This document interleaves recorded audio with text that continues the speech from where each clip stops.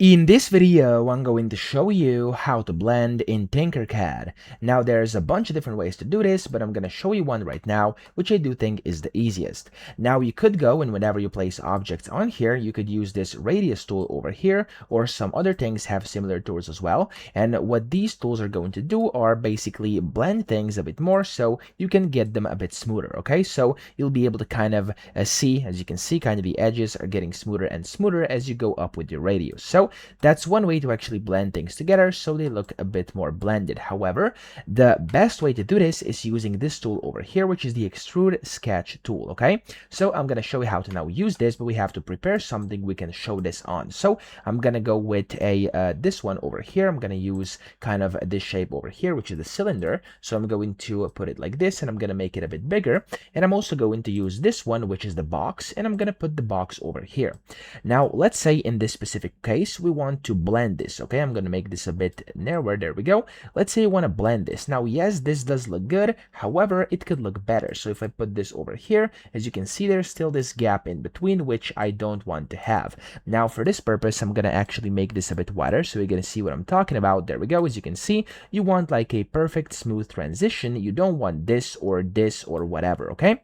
So to do this, you can use the extrude tool, and it's actually perfect for this. So position yourself however you want to be, and from whichever perspective you actually want to look at it. I'm actually going to go over here. Now, this is not perfect because the dimensions are a bit off. Let's just pretend like it is, okay? Now, I'm going to position myself at the top over here. I'm going to click on this extrude sketch tool, and I'm going to position myself over here in the middle.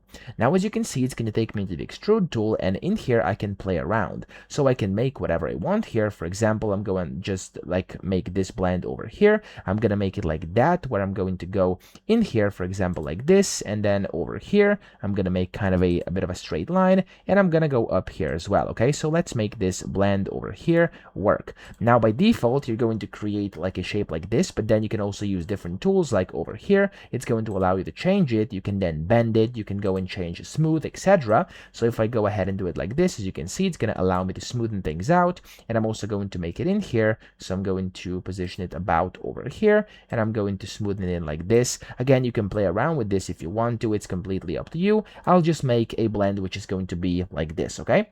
Then over here, you can play around as well. I'm going to make it like this, which is going to go roughly around the edge. There we go. And I'll actually adapt later because, of course, again, it's not perfect. This is just like a simple sample over here, but you'll see what I'm doing in a second.